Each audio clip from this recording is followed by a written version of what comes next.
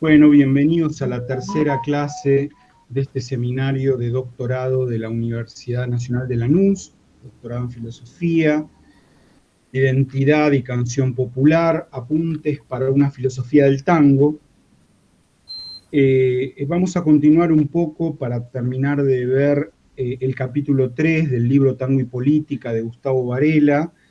Estuvimos comentando con los estudiantes presentes un poco de qué trataba este capítulo, todo lo que habíamos visto la semana pasada, la clase pasada, hace dos semanas, y quedan todavía dos subtítulos del capítulo, uno que es La mujer en el tango y otro que es Cartografía tanguera. En La mujer en el tango, Varela vuelve sobre algo sobre lo que ya se había hablado, no digo que no, pero no habían sido tantas las voces que se habían levantado en este sentido, haciendo notar esta cuestión, ¿no? Siempre lo que uno escucha es, vean lo que voy a decir, ¿no? Cierto discurso ahora hegemónico acerca de que la mujer aparece como la traidora y se va, ¿no? Ahora eso parece ser lo hegemónico, ¿no? Maltratada y no sé qué, se va, no sé. Bueno, ya Blas Matamoro en La Ciudad del Tango en 1969 había hecho notar que acá estaba pasando otra cosa, digamos, había una transformación social a la cual la enorme inmigración que llegaba a nuestro país no era ajena. Y eso había producido cierto descalabro de la noción de familia o del modo de articulación de una familia, y también había desbalanceado, o quizá mejor, balanceado, los lugares de poder de los varones y las mujeres dentro de las parejas, ¿no? No digo que esto fuera generalizado y que ocurriera en todos los casos, no digo nada de eso, no digo que no hubiera machismo en esa época, porque por supuesto que lo había, como lo sigue habiendo hoy, pero sí hay algo, ¿no? Que es, Varela lo llama así, la emergencia de un nuevo modelo de familia. Sobre eso escribió también un poquito, hablando de qué pasaba en Mi Noche Triste, el gran profesor David Lakmanovich, en un artículo publicado en un libro que recoge ponencias de alemanes y argentinos en un congreso de tango que se hizo en Berlín en 1999. Es un libro que se llama Bailá, vení, volá, con los versos de Horacio Ferrer, con esa partecita de La balada para un loco. Tiene otra bajada más, Bailá, vení, volá, otra cosa más. Bueno, y hay unos artículos muy provechosos de grandes autores que se dedicaron al estudio del tango. Los argentinos, salvo Eduardo Romano, todos los demás, bueno, y Matamoro, claro, todos los demás fallecidos, ¿no? Ya, ahí están Horacio Salas, Noemí Ula, Lakmanovich, bueno, ahí habla de eso Lakmanovich. Y también en un libro que vamos a ver parcialmente, es el libro de Carlos Mina. Carlos Mina también habla largamente sobre la posición de la mujer y del hombre, y de hecho eso es lo que vamos a ver de su libro, ¿no? Dice Varela que emerge un nuevo modelo de familia, que aparece una preocupación manifiesta en relación con la mujer y lo que es el despliegue de su campo de acción fuera de la casa, digamos así, ¿no? Porque la mujer irrumpe como objeto de un saber científico para la medicina o para la pedagogía, ya que es vista de forma negativa como trabajadora, pero positiva como madre. Entonces, es un momento medio culminante porque en 1910, casualmente el centenario de la Revolución de Mayo, es un año en el que se realizan en el mundo entero, pero en la Argentina en particular, una gran cantidad de congresos de mujeres. eh, las mujeres quieren, por empezar, quieren votar, como las inglesas, que son las primeras, ¿no? que organizaron un congreso de este tipo en los primeros años del siglo XX. Reclaman derechos políticos, pero también reclaman derechos civiles. Se hace el primer congreso femenino, el Congreso de Mujeres Universitarias, capitaneado por una jovencísima Alicia Moró, que todavía no estaba casada con Juan B. Justo.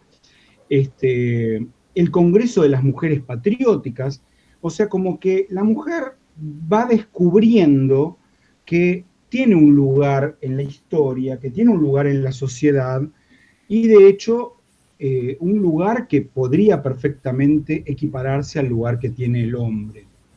¿En qué sentido? Y las mujeres quieren salir a trabajar. Más allá de que muchas tengan que hacerlo por necesidad, muchas otras quieren hacerlo por ellas mismas, digamos. Y entonces, bueno, ahí aparecen las voces de hombres, claro, diciendo que no, que cómo se van a ir del hogar y van a abandonar a los hijos, que el lugar de toda mujer casada, por lo menos, es el lugar de la madre, y el lugar de la madre es estar con los hijos, etcétera, etcétera. Ese discurso es el que se baja, ¿no? El hogar, por supuesto, es un espacio moral, cuidado, digamos. Y después es cierto que está la fábrica, está el taller, en el que mujeres también trabajaban, ¿no? Piensen que es un momento inaugural de la industria en la Argentina, pero hay una enorme cantidad de fábricas. Está el frigorífico La Negra, que daba trabajo en Dock Sud, ¿no?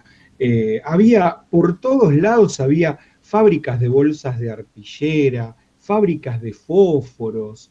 De hecho, creo que hay un tango que se llama La Fosforerita, ¿no? O sea, una chica que laburaba en una fábrica de fósforos. De manera que las chicas pobres, solteras, pero algunas también ya casadas, tienen que ir a trabajar por necesidad, digamos, ¿no? No por realización personal, sino por necesidad. Entonces, sucede esto, que la mujer empieza a formar parte de una fuerza laboral activa, y que entonces eso necesariamente las pone frente a la disyuntiva de si avanzar o no en busca de conquistar derechos laborales, y la conquista de derechos laborales terminará también pretendiendo ser una conquista de derechos civiles, que va a tardar todavía varias décadas en llegar, hasta que la Constitución de 1949 les dé a las mujeres el voto, por ejemplo, ¿no?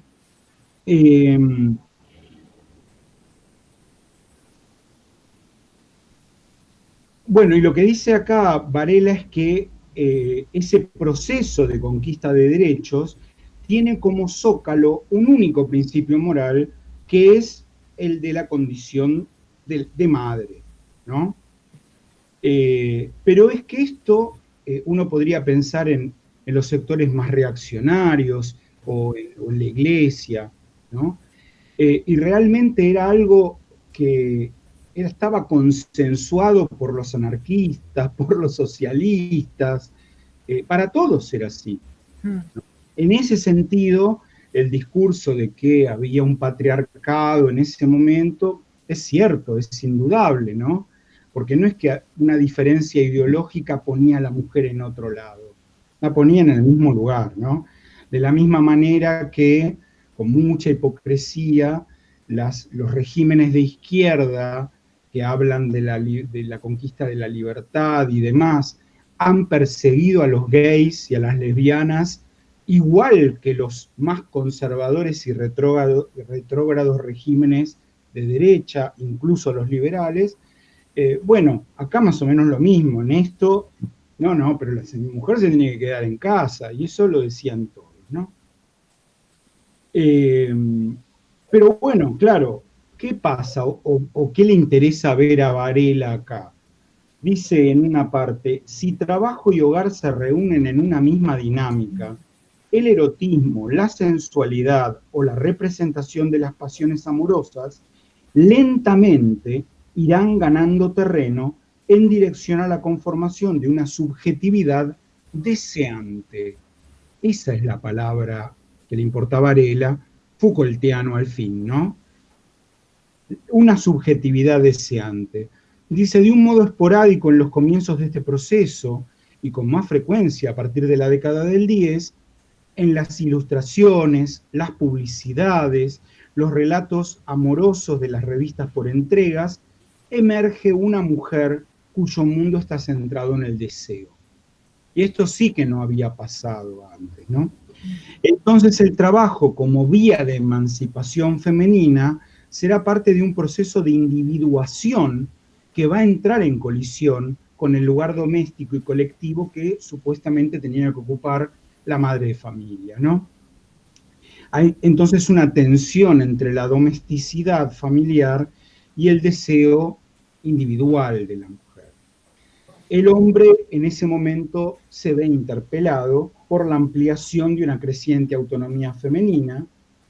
Las relaciones amorosas dejan de ser pautadas, porque en ese momento los padres le elegían a la chica, ¿no?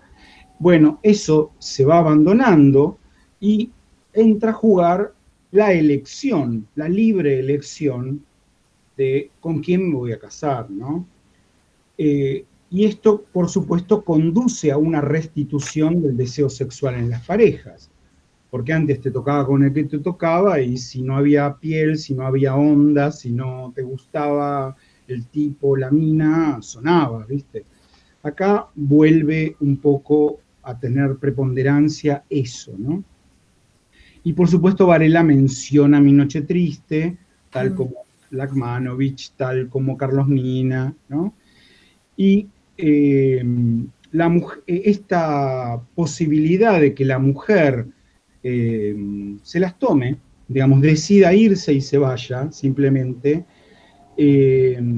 lo que provoca en el protagonista de Mi Noche Triste es una tristeza inconmensurable, pero al mismo tiempo un estupor muy grande. El tipo no la puede creer que la mina se las tome. Ahí está la cosa, ¿no? Y estamos hablando de alguien, no de alguien que le pegaba y la mina se fue porque la maltrataba. No, no, alguien que la quería, que a él le parecía que estaba todo fenómeno, qué sé yo.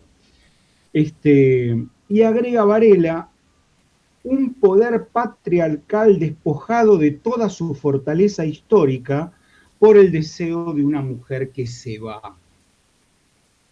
El tipo queda desarmado frente a esa ausencia de la amada, digamos, ¿no? Y sigue Varela con esto y dice, en el tango la mujer es sujeto sexual bastante antes que en la moralidad cotidiana. Ese carácter deseante va a producir en el hombre el temor al abandono y con ello toda una serie de dispositivos morales. La traición, la venganza o el resentimiento, la violencia física, son las marcas de la impotencia masculina y las réplicas a un orden patriarcal en crisis. O sea que lo que señala Varela es bastante importante en el sentido de que el patriarcado estaba en crisis hace 100 años, ya estaba entrando en crisis hace 100 años. Lo que pasa es que, por supuesto, son procesos muy lentos a nivel de una vida, por digamos así, ¿no? En la historia 100 años no son nada, pero para una persona 100 años es generalmente más de lo que vivir. Así que dice, en la construcción moral que elabora el tango canción, la respuesta a esta voluntad deseante de la mujer es la elaboración de una figura contrapuesta, un posible ideal femenino purísimo, la madre. En esto se vuelve sobre lo que ya habíamos visto, que decía Mahfoud, ¿no? La madre es la redención, digamos, ¿no? Es el lugar de la redención después de haber pecado, es la garantía de que hay una vida moralmente justa, un amor incondicional, y en ese sentido la madre se vuelve un ideal. Por eso hay un tango de Discépolo que se llama Tres Esperanzas, 1933, es un tango en el que la solución existe, la propuesta a la solución existen, perdón, la propuesta o la solución a la crisis existencial que vive el personaje es suicidarse, ¿no? Y el tipo lo que dice es que en una parte del tango dice: oigo a mi madre aún, la oigo engañándome, cantándome o repitiéndome las esperanzas que en la cuna me cantó, ¿no? O sea, ella, digamos, ella le da esperanzas y cuando él crece y vive, ve que no hay ninguna, ¿no? Bueno, y entonces lo vive eso como una desilusión, como una traición de su propia madre. Es uno de los pocos cuestionamientos que hay en las letras de tango a la figura de la madre. La madre siempre es esa figura a la que uno desea volver, incluso en Discépolo, en el tango Victoria, se va a la mina, y eso es una gran creación de Discépolo, ¿no? Se va a la mina y el tipo, en vez de llorar, festeja. Y una de las cosas que lo pone más contento es que va a volver a vivir con la vieja, vivir con mamá otra vez, dice, ¿no? Pero bueno, hay un montón de casos, la casita de mis viejos, de Cadícamo, ¿no? Pobre viejita, pobre viejita, la encontré enfermita, mirándome con esos ojos, ¿no? Bueno, así que tenemos esa figura. Y luego hay una figura que te aparece también en las letras de tango, derivada de esta mujer, de esta tensión que hay entre la mujer deseante y la madre, que es la figura de la milonguita. ¿Por qué? Y porque la milonguita está ahí en la cuerda floja, digamos. En el sentido de que aun cuando toma la decisión de irse, como la costurerita de Carriego, ¿no? Toma la decisión de irse y abandonar el hogar, abandonar el barrio, con lo cual, diría Mahfoud, traicionar toda su historia, ¿no? Traicionar a la que era. Aún así, siempre hay, en todos los tangos donde aparece la figura de la milonguita, vencida, ya sea por la enfermedad, por la vejez, por la tristeza, por el no ser amada por nadie, o sea, deseada por todos, pero amada por nadie. Siempre aparece en algún momento un recuerdo para la madre, para el barrio, para su casita, su cuadra, sus hermanitos, etcétera, etcétera, ¿no? Claro, y luego de la etapa de la milonguita, porque lo de la milonguita es como una primera etapa dentro del tango canción. La otra vez decíamos que en 1926 hay un corte en las temáticas del tango canción, un cambio, dado no solamente por la incorporación de los nuevos letristas que aparecen, que son mucho mejores poetas que los anteriores, aparecen así, de un saque y casi en un mismo año, Cadícamo, Mansi, Discépolo. Sino que hay también, lo hacen ellos, por lo menos Mansi y Discépolo claramente, hay una apertura a otros temas dentro del mundo del tango. Y entonces, fíjense qué curioso, porque ni Mansi ni Discépolo escriben jamás nada sobre la milonguita. Nada, ¿no? Ellos hablan de otras cosas. Discépolo tiene preocupaciones más relacionadas con los valores, con la situación político-social, y también con el amor, pero con el amor desgarrante y no con la cosa así superficial del cabaret, digamos. Y Mansi arranca con uno de los grandes temas del tango, que es el elogio del barrio, ¿no? No es su único tema, pero es su tema, ¿eh? El elogio del barrio. Bueno, por eso, ahí medio se termina el tema de la milonguita. ¿Y qué tema empieza a aparecer? El de la novia. O sea, hay una especie de remedo de la madre. Es alguien que tiene la misma pureza de la madre, solo que es una pureza que la tiene porque es muy joven y porque no ha vivido. Y es una especie de remedo de la madre. Nunca va a llegar a ser igual que la madre, como se decía antes, ¿no? Pero será lo más parecido que uno podría encontrar en la vida, la novia. Y dice Varela que el tango equipara de un modo explícito un amor y otro, solo que en el caso de la novia el hombre debe pagar con su propia soledad o con su propia desgracia el haberla abandonado o herido, o el ser abandonado por ella, naturalmente, ¿no? Hay muchos tangos de arrepentimiento, hay unos tangos varios de García Jiménez sobre el tipo que a los 40 años se da cuenta de que el amor de su vida fue su novia de los 20. Y él la dejó. Y todas las noches sueña con ella y quiere volver a encontrarla. Ya pasó el momento, ya está, ¿no? Y después esos reencuentros que muchas veces son imposibles, como el del tango de Gardel y Lepera, Volvió una noche, ¿no? Okay. O sea, ella vuelve no sé cuántos años después, se queda mirándolo, él piensa un montón de cosas para decirle. Ella le dice, si vos querés, todo puede volver a ser como antes, pero ella lo abandonó, ¿no? Y el tipo le dice, mentira, mentira, yo quise decirle, las horas que pasan ya no vuelven más. No. Él no le dice nada, se queda mirándola, porque no puede creer que ella esté ahí de vuelta, y la mina se da media vuelta y se va, ¿no? Las segundas partes generalmente no funcionan, salvo quizá en el 1% de los casos, ¿no? Tenemos el caso real, digamos, no literario, el caso real de Grisel y de José María Contursi.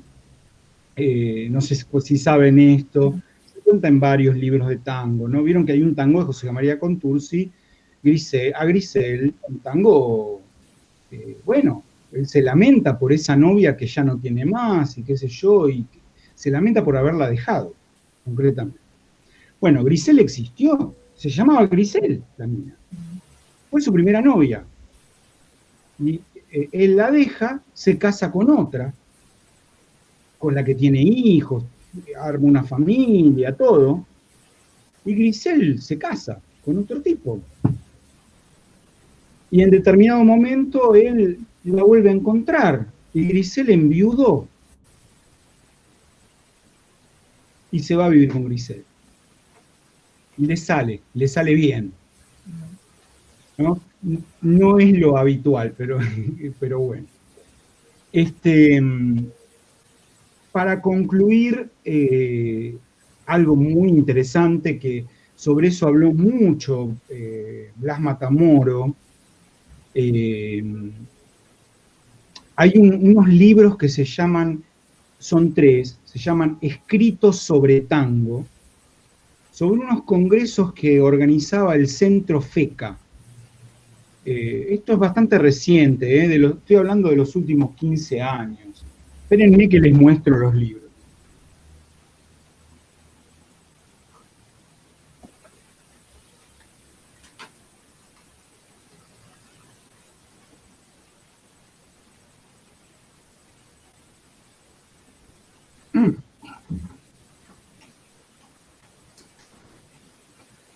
Escritos sobre Tango, una de las compiladoras, que es la directora del Centro FECA, es Teresita Lencina, hoy en día miembro de la Academia del Lunfardo.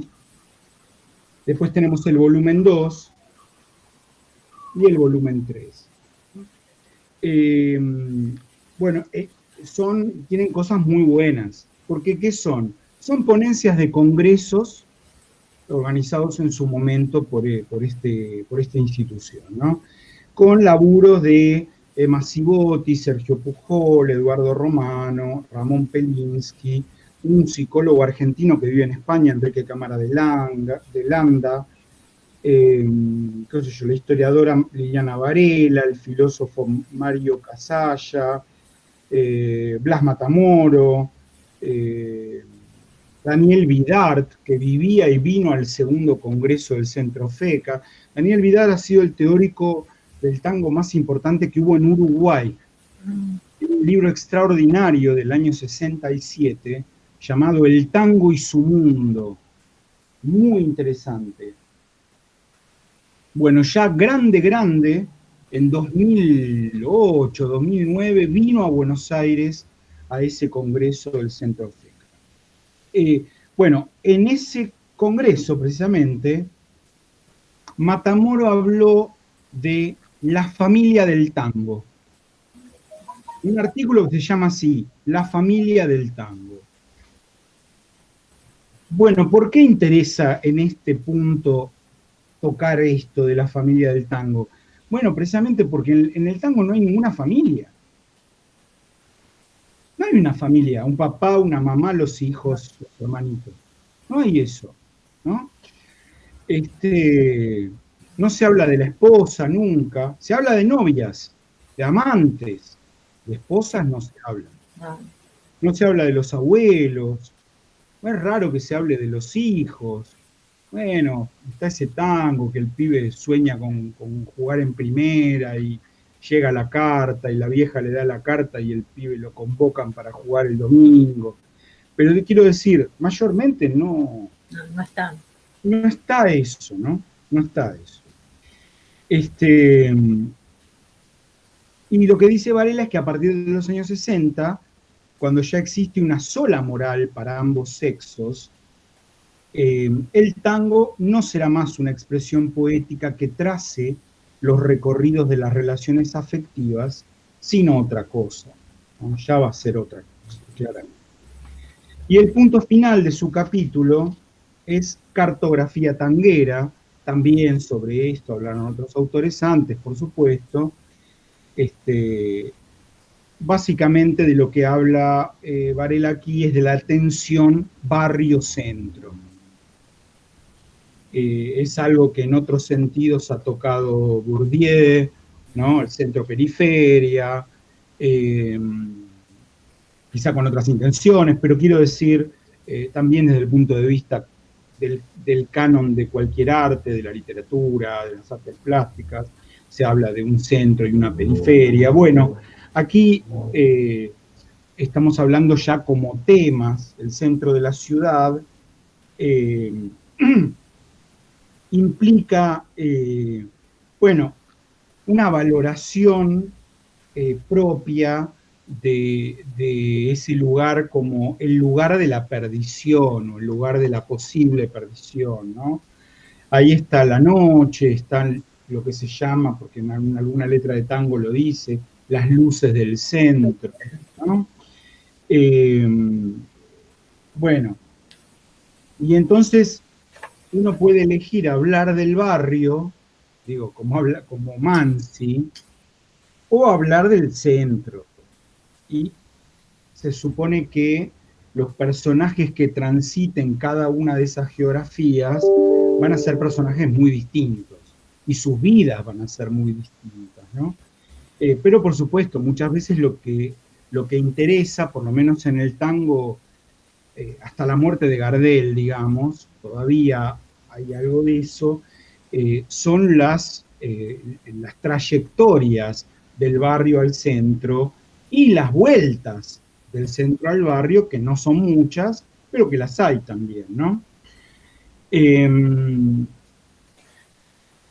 Porque, digamos, hay como toda una carga axiológica también, ¿no? Absolutamente, absolutamente.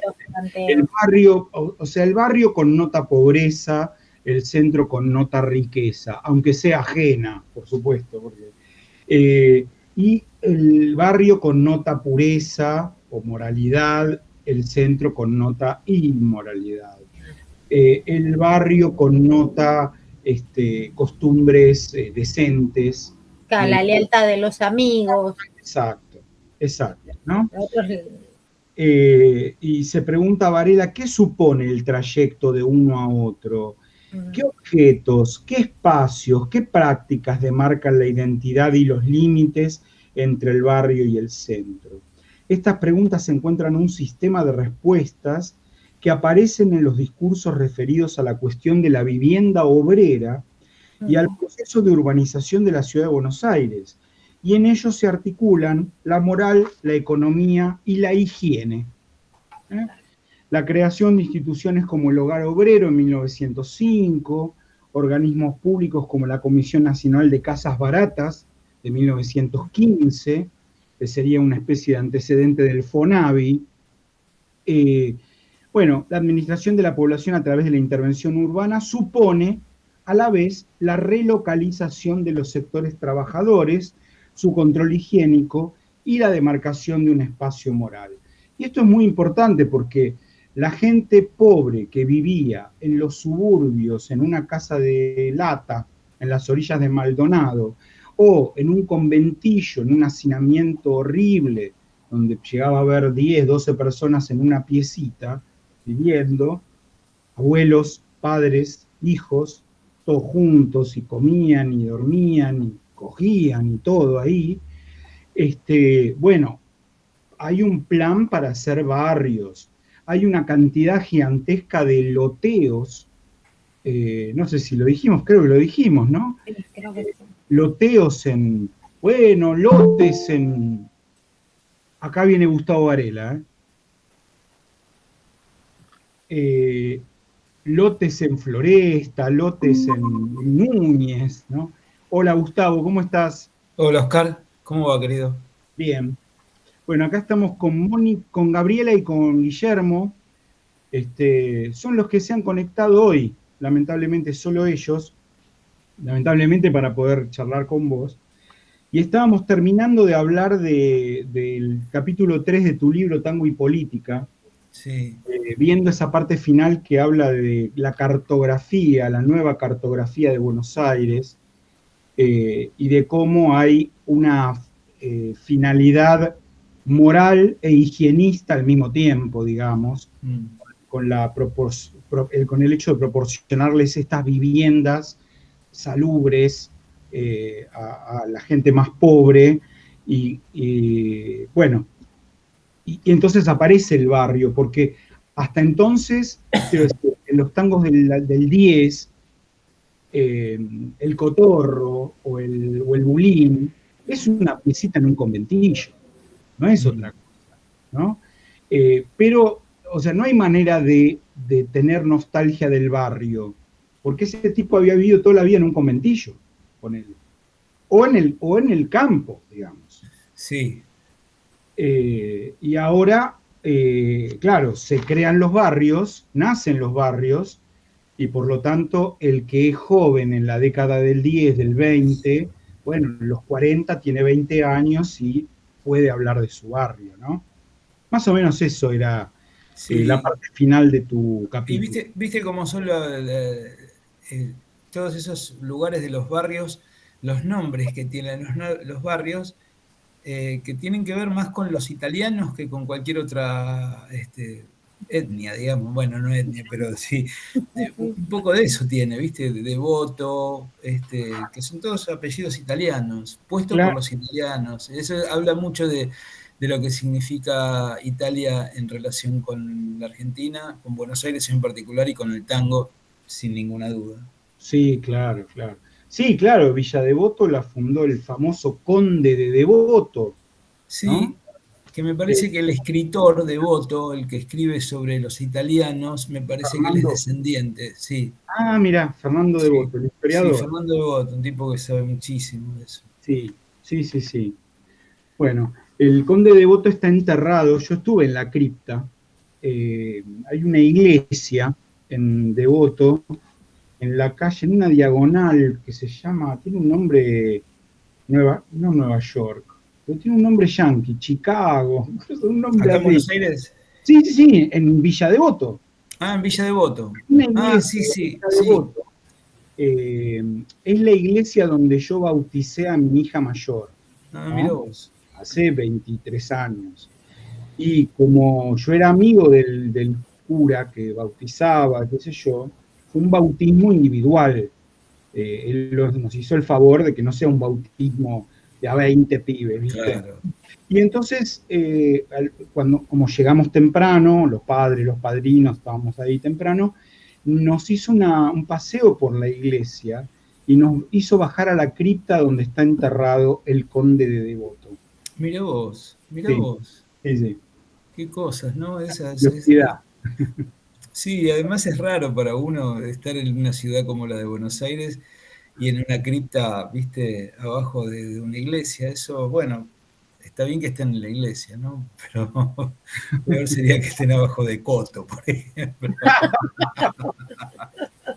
Claro, sí, Sí, eso totalmente. sería un problema, sería un problema. Pero viste que a veces pasa que se descubren cosas, básicamente en San Telmo, que alguno, viste, metió la pata en un lugar, efectivamente que metió la pata y la pata entra para abajo. Eso me contó mi hermano, que tiene una persona que conoce a él de hace muchos años, que encontraron un espacio enorme picando una pared y esperando, viste, ampliar una casa, y apareció un montón de cosas y hizo como una suerte de museo la persona que está ahí. En la calle, no Mira, me acuerdo exactamente la calle, creo que es en Defensa, pero no estoy seguro. sí, sí. Bueno, en la Academia de Lunfardo tenemos un arqueólogo, Marcelo Weisel, que Sí, se dedica a arqueología urbana y además él hace arqueología del tango, ¿no? Y ha trabajado mucho en la zona sur de Buenos Aires, sí, aunque en los últimos años se pasó. Él es el que descubrió el famoso barco ese encallado, sí, fue el que investigó el tema del barco. ¿Se acuerdan que estaban haciendo una construcción en Puerto Madero y encontraron un barco español? sí, Él sí, fue sí, me acuerdo. el que dirigió esa investigación, pero ahora está trabajando del otro lado del riachuelo. Él labura bastante en Doxud, Avellaneda y Lanús. Ah, mirá Eh, vos. Sitios arqueológicos de tango en esos lugares. Mirá qué simpático el tema. Sí, sí. Yo puedo agregar una cosa más que no tiene que ver con el tango, pero sí tiene que ver con un barco encallado, que fue en 1770 y pico, el pico no lo sé bien, que es el padre de Mariano Moreno, que de- viene del norte de España. Yo estuve en el pueblo donde nació la familia de Moreno. Ahora no me acuerdo el nombre, pero bueno, pero es de la parte gallega, ¿no? Y Gracias, sí. sí, gallegos. Y Castro Urdiales, así se llama el lugar, Castro Urdiales. Y bueno, y el padre de Moreno viene con un barco, qué sé yo, con varias personas desde ya, y paraban en Buenos Aires y después iban a Chile. La idea era irse a Chile. Y desbarrancó, el barco se vino abajo. Bueno, imagínate eso, yo no me acuerdo bien, pero creo que fue en otoño, y entonces con el frío que hace ahí, que es tremendo, murieron muchos, pudieron sacar cosas del barco y estuvieron 6 meses haciendo un barco nuevo. No, 6 meses, pero digo 6 meses en la isla, ahí donde está la Tierra del Fuego, ahí estaban. Bueno, en definitiva, lograron venir con el barco hasta Buenos Aires, y el padre de Moreno dijo que él no se iba a ir a ningún lado más y se quedó en Buenos Aires, y por esa suerte lo tuvimos a Mariano Moreno. Y no mira, termina acá la cosa, sino que yo estaba hace unos años, que estaba en pareja con una mujer que tenía un tío, que eran todos ellos de Tierra del Fuego, y el tío tenía, viste que es como un triángulo equilátero en un lugar, la, ¿cómo se llama? la La isla. isla. La Sí, isla, bueno, viste que tiene como una L así, y entonces él es dueño de esa parte. Pues te digo que son de fines del siglo XIX, que están ahí ya con frío. Bueno, y tienen una parte que no se puede entrar por ningún lado, hay que ir o con un moto no sé cuánto y qué sé yo, o ir por agua, porque no se puede ir caminando, no pasa nada de todo eso. Bueno, y ahí está encallado el barco No, de Mariano Moreno. Él no lo sabía, me dice, hay un barco encallado, está el frente, viste que tiene un nombre, tiene eso, la mascarilla o algo así se llama.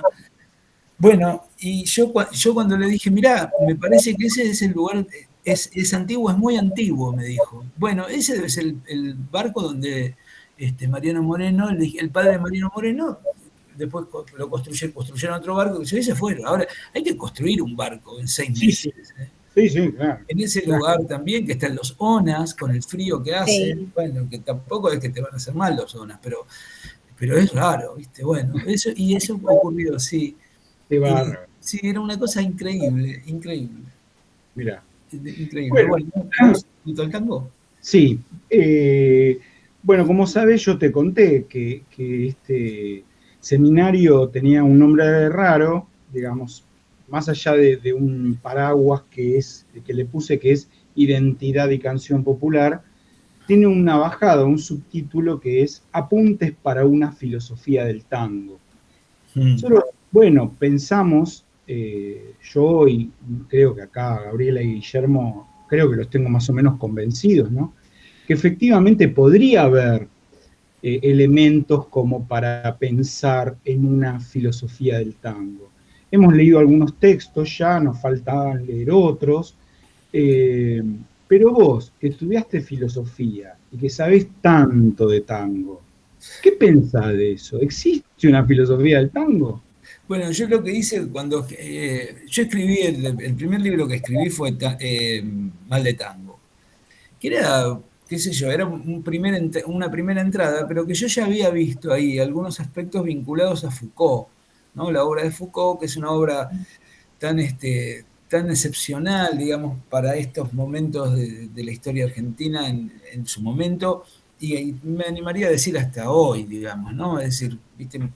Foucault murió en 1980, Sí. 84, 1984, y ya ahí se paró su obra. En realidad empezó a aparecer las clases que él daba y qué sé yo, y todo un montón de cosas. Bueno, pero hay una modalidad de comprensión, me parece a mí, histórica en ese sentido, que es un desplazamiento, ya no hablar sobre las relaciones, en el caso del tango en particular, no hablar, digamos, de la coyuntura como para poder darle un marco a las cosas, sino que lo que plantea Foucault y con él Nietzsche y con él Deleuze y toda esa línea, que aquello que está ocurriendo es esto que efectivamente donde efectivamente ocurre una relación que no está ordenada de un lado y del otro, sino que se junta. ¿Qué quiero decir con esto? Que la realidad argentina, que todo el dispositivo que tiene la Argentina en términos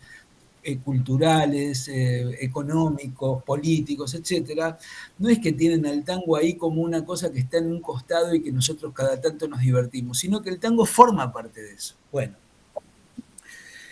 entonces ahí hay, me parece a mí, la posibilidad de entender la historia ya no del modo en como habitualmente lo creemos, que hay un origen, que ese origen se va desplegando, que además es evolutivo y todo esto, sino que hay discontinuidades en esas prácticas. Es decir, las vidas de los sujetos no son todas iguales. Yo pongo el ejemplo del pueblo. El pueblo del 1880 no es el mismo que el pueblo de 1916. Exacto. No es lo mismo. Y vos decís, bueno, pero no, son distintos. Claro, son distintos. Y el de 1916 es distinto respecto del pueblo de Perón, digamos, en 1950 y pico, ¿no? Entre 45. 40 y Sí, pico y sí. 50 y pico. Bueno, entonces, digo, eso que tiene que ver como algo que muestra discontinuidades, muestra momentos que no son corregibles de alguna manera o que no son acumulativos. Es decir, el tango prostibulario no es, eso no es, después viene el tango canción y el tango canción es acumulación del tango prostibulario, y después viene el tango de canción, y el tango de canción agranda, y qué sé yo, y después viene Piazzolla, y después viene, bueno, no, hay cortes, y de hecho eso ocurre, nosotros los vemos los cortes, digamos, de Mi Noche Triste a las guarangadas de Villoldo hay una distancia enorme, ¿no? Claro. Ahora, vos podés decir, bueno, pero había algunos que cantaban canciones, sí, pero no tienen el modo que tiene el tango canción. Entonces, ahí aparecen fisuras, aparecen quiebres. Es muy difícil homologar en un mismo plano el tango prostibulario, el tango canción y el tango de vanguardia. Es muy difícil. Vos pones ¿cómo se llama? 3 minutos con la realidad de Piazzolla al lado de Pobre mi madre querida, es medio raro. Al lado de, qué sé yo, los textos musicales, las cosas musicales del tango prostibulario. Es distinto, ¿no? Entonces, ¿cómo hacemos para componer ahí un estado de cosas que permanezca siempre en una misma línea? Bueno, eso lo que viene a decir Foucault es justamente eso, que hay rupturas, las que piensa Foucault son mucho más profundas que las que nosotros estamos pensando. Digamos, en la emergencia de la modernidad. Eso es el espacio donde a Foucault le interesa estudiar, ¿viste? Porque eso le importa a él, el presente en el que él está, que es ese. Ahora, si vos vas al 1300, es otra cosa, es otra vida. No es lo mismo, no es que es evolutivo. Son discontinuos. Bueno, entonces esos elementos te permiten, a mí por lo pronto me permitió a ver con esta teoría de la historia, cosas que de otro modo no las podía ver, digamos, ¿no? ¿Cómo veía yo el pasaje, como habitualmente se cree, ¿no? Que hay una cosa de los comienzos, algunos dicen prostibularios, otros dicen que no importa tanto, pero que hay algo que pasa en los comienzos y que esos comienzos después empiezan a desplegar de una determinada manera, va siendo más amplio, y después viene la obra de Piazzolla, que también es más amplio, y así lo vas haciendo como una suerte de, de dialéctica, ¿no? Diría, de dialéctica, como un rulo que va permanentemente subiendo. Bueno, no, eso no lo vemos en el tango. El tipo que está en 1900 o en 1890 no llora, y el tipo que está en el 2000, en el que está no sé, en 1940 llora con las letras. Y cuando viene Piazzolla no llora ni nada, digamos, lo que hay que hacer es escuchar. Entonces, vos decís, ¿cómo unificamos todo eso? Bueno, no hay que unificar, hay que componer esas como dominios, podríamos decirlo, así lo llama Foucault, son dominios, es decir, donde vos componés una manera de ver y una manera de decir. Fíjense cuando miran las películas de cine sonoro, ¿cómo caminan la gente del cine sonoro? No camina como caminamos nosotros, caminan como más con un movimiento diferente. No sé, ¿viste eso? Yo veo ese tipo de cosas y digo, mirá vos cómo cambiaron las cosas, ¿no? Es decir, nosotros caminamos de otra manera. Y vos decís, bueno... Estás pensando, perdóname, cine sonoro dijiste, no mudo, el cine sonoro. ¿Estás pensando en la gente de la década del 30? Del 30, claro. Y las voces del 30, Oscar, las mujeres que cantan el tango en los 30, sí. Esa voz, ¿dónde está ahora? Después de los 60, ¿dónde están las voces graves?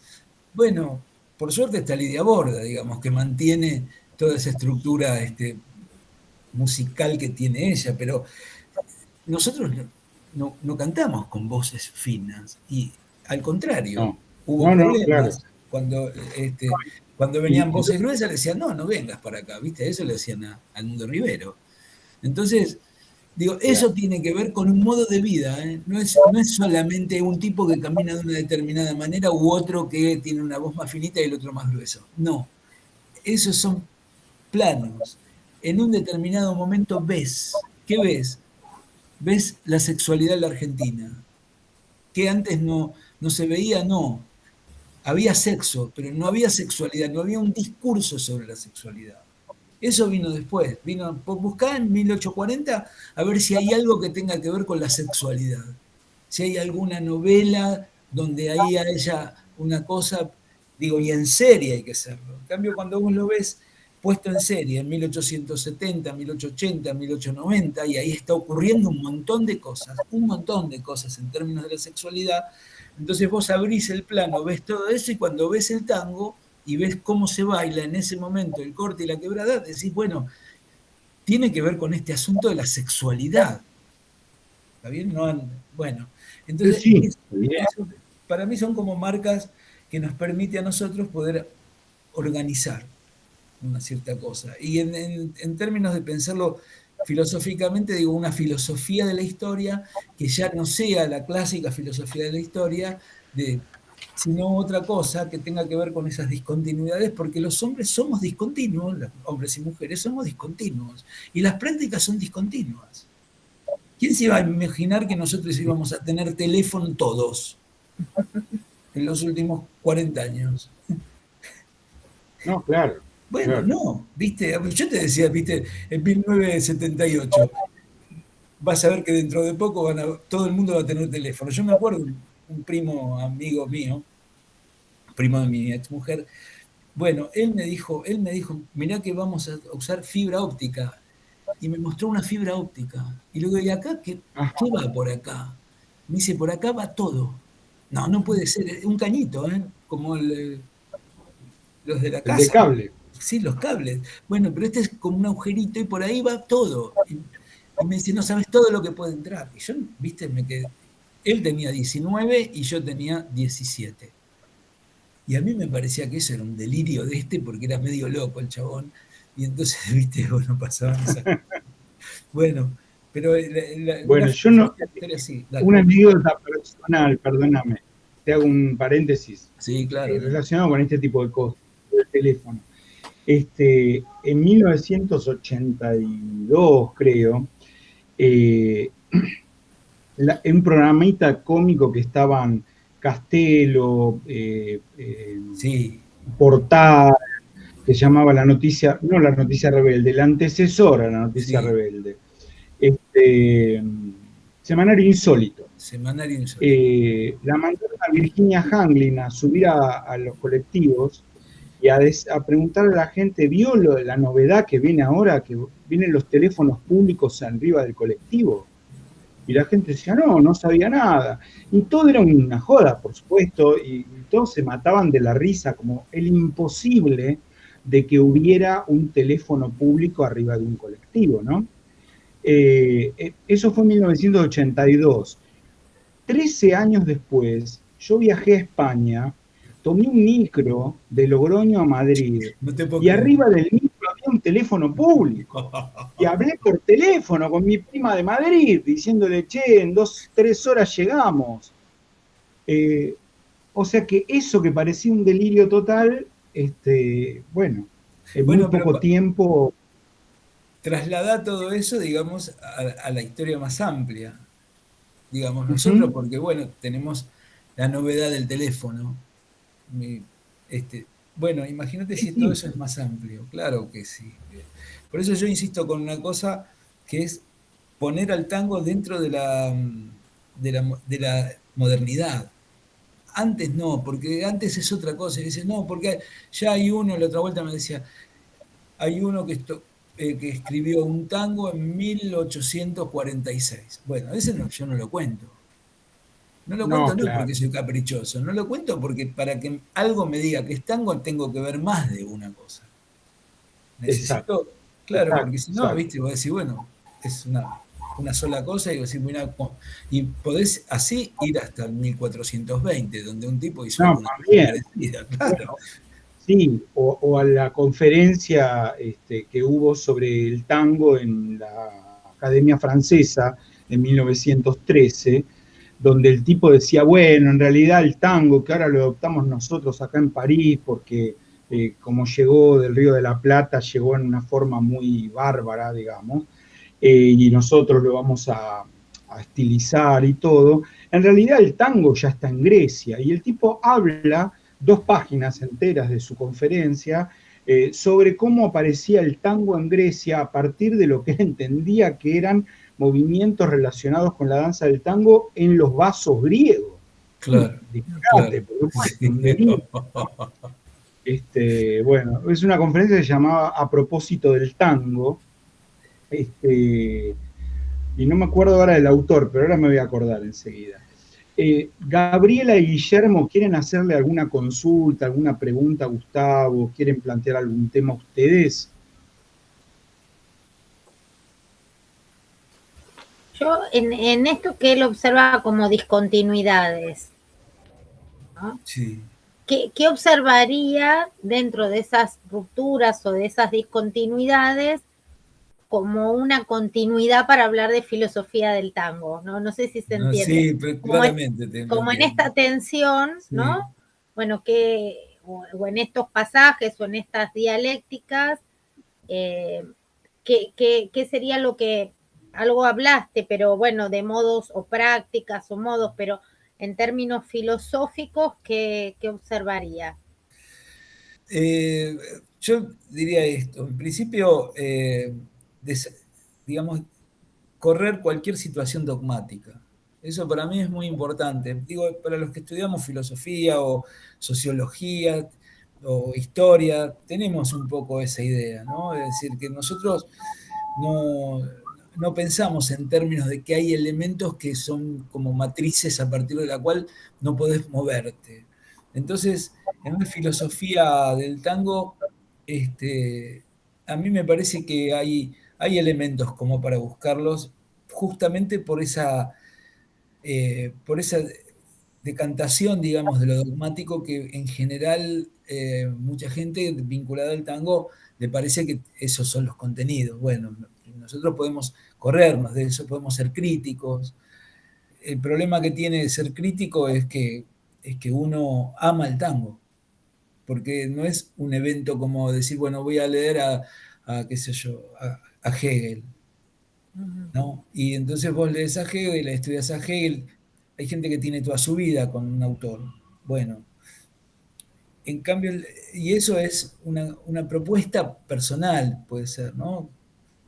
Yo conozco a alguien que ya es una persona mayor que estudia a Husserl y no deja de estudiar a Husserl. Hay que estudiar a Husserl, ¿eh? Sí. Toda una vida, lo digo, porque lo conozco, yo tengo 60 años y lo conozco, él es más grande que yo y él ya estaba con eso y siguió y sigue con eso y no puede salir de ahí. Ese, ahora, el tango, al tener el sabor sensible que tienen nosotros, porque eso efectivamente nos pasa, y en general nos pasan en el periodo del tango canción, ¿no? Ahí es donde más nos pasa, porque está la palabra, porque está todo eso. Entonces, también eso nos obliga a tener que, si pensamos una filosofía del tango, no quedar sometidos, digamos, al gusto o a la sensibilidad de cada uno, sino al contrario, buscar algunos elementos que a nosotros nos permita ampliar, no digo reproducir, no inventar, no, ampliar, ampliar. Yo, por ejemplo, eh, con el tango canción, yo digo, ¿dónde salió todo esto, no? ¿De dónde salió esta gente que canta y que canta las letras y que esas letras son bellas y tienen esto y aquello? Yo no encontraba el lugar por donde entrarle al asunto. Yo ya había escrito lo del tango prostibulario, había encontrado elementos que me ayudaban. Este, por lo pronto de poder mezclar a José Ingenieros con, no sé, con Villoldo o con Celedonio Flores. Y bueno, y eso parece ser que es molesto, no molesto, sino incongruente. Bueno, no, porque estamos pensando otras cosas, no estamos pensando si qué sé yo, cualquiera de estos hombres se ponen a cantar tango. Yo no busco el tango en ellos. Yo lo que busco es otra cosa. Bueno, y volviendo nuevamente ahí al tango canción, para mí fue muy raro poder pensar qué cosas eran las que hicieron que se escriban esos versos. Y en general se habla de algunos autores, ¿no? De renombre, muchos españoles que tienen influencia en estos versos. Pero bueno, no pasa en todos los lados, no pasa con todos los autores. Y había ahí toda una manada, ¿no? La manada que desde los años 20 hasta el año 60, digamos, es enorme todo lo que ocurrió. Brutal. Lo que encontré me pasó fue esto. Yo doy clases en la Universidad de Buenos Aires. Tuve una alumna que tenía que terminar su tesis de licenciatura y lo hacía sobre la educación 1880-1920. Estaba muy entusiasmado con ella, con eso ella. Entonces yo tenía que corregirle las cosas más o menos. Y entonces ella me dijo, ¿no querés leer algunas? Porque están los libros de lectura. Y ella tenía los libros de lectura. Algunos los compró, otros los digitalizó. Bueno, el asunto es que yo empiezo a leer eso. Y lo que empiezo a ver, obsesionado con el tema que yo estaba, que era el del tango, empecé a buscar cuál era la línea que tenían los libros de lectura. Y vi no sé cuántos, debe haber visto 30, no sé, ella tenía un montón, me los daba, me los mandaba. Y efectivamente de lo que se trataba era de dos ejes. Uno es el de la conducta, la intervención sobre la conducta, es decir, un dispositivo moral, y la otra era el carácter propio de la nacionalidad argentina en una sociedad que tiene muchos inmigrantes, ¿no? Y todo eso en 1884, es decir, hay una idea que es la del colegio, que no es de la Argentina solo, ya en toda Europa está haciéndose esto. Y entonces yo ahí encontré esos elementos, porque son los mismos que encontré en el tango. Digamos, un dispositivo moral, que puede ser la relación con la madre, la relación con esto, el comportarse del hombre, el comportarse de la mujer en cierta medida. Es decir, es un plano muy amplio.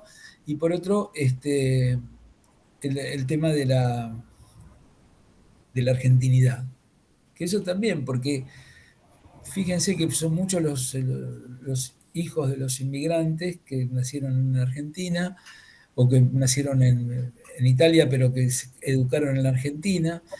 Tienen las voces de los padres italianos en general, ¿no? El 70% escuchan italianos de distintos lados y qué sé yo, y el asunto es que todos van a la escuela, todos van a la escuela, todos van a la escuela, y, y cuando terminan, después de, creo que son 7 años, bueno, ya imagínate, con todo lo que vos viste respecto de esos 7 años, ahí hay una conformación, una intervención política sobre los sujetos. Y la otra cosa que también vi fue que en general aquellos que escriben los tangos son jóvenes. Y Sí, eso claro. es muy importante. Yo lo veo también en el comienzo del tango. El tango, en el comienzo, son jóvenes de 18, de 19. Hay gente más grande, pero no hay unos tipos de 50 años con un peluquín yendo a un cabaret o a un prostíbulo. Son estos pibes que van de un lado al otro, que pueden bailar como bailan, que es un baile mucho más, un poco más violento, podríamos decirlo así, ¿no? Entonces, recortes y todas esas cosas que se ven en las películas. Entonces ahí, todo eso yo no lo tenía.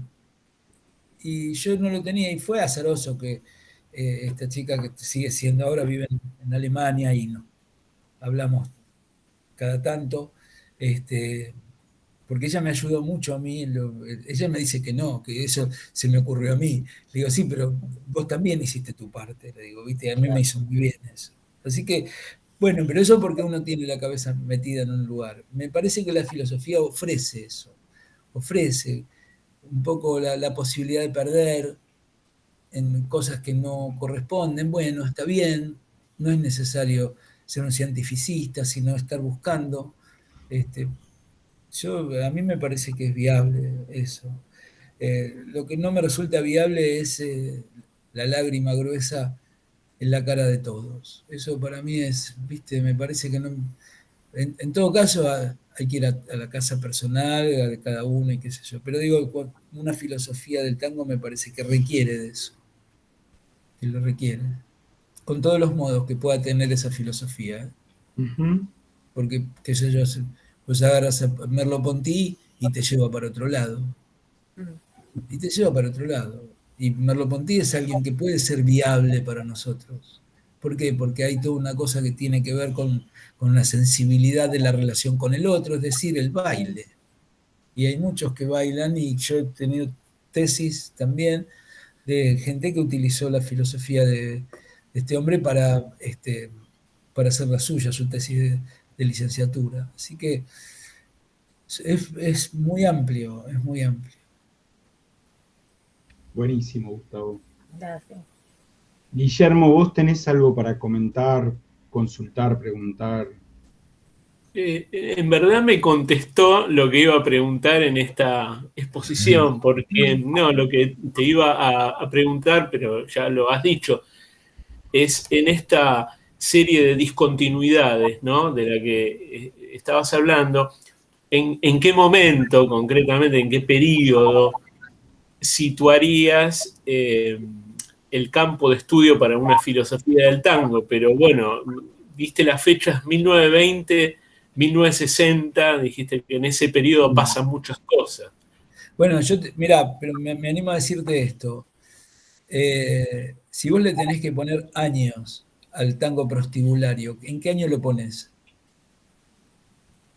Y no conozco mucho, pero a fines del siglo XIX y hasta Ok, listo, perfecto. Después vemos hasta dónde. Ahí tenés uno. Si yo te digo que está el primer gobierno popular, es Irigoyen, y es contemporáneo de Pascual Contursi. Bueno, vos decís, lo inventamos. No, no lo inventamos. Esas son las discontinuidades.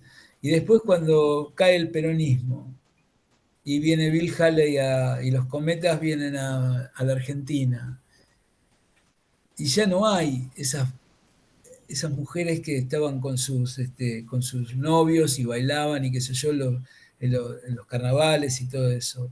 Acá empieza a aparecer, muy lento, pero empieza a aparecer y rápidamente se disemina, que es en este caso que las mujeres son mujeres jóvenes, nuevamente, mujeres jóvenes. Es decir, que la cultura popular, por lo menos en el terreno del tango, está hecha por jóvenes. Y bueno, y acá no están con el tango, están con el foxtrot o con el rock. Sí. Y entonces, viste, van con polleras cortas. Eso 20 años atrás era impensable, polleras cortas. Mi mamá no podía usar polleras cortas. No. Era del 30. A mi papá se conocieron en el Club Huracán. Yo soy de San Lorenzo. Pero sí, eso pasó en casa.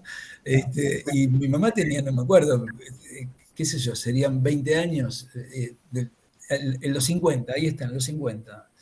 Y bailaban en los 50 y no bailaban rock. Bueno, después vino el rock, ¿viste? Y después vino, ya vi algunas cosas, pero hay momentos que son del estrecho de Magallanes, ¿viste? Que no sabés si va para un lado o para el otro cuando tenés que pasarlo.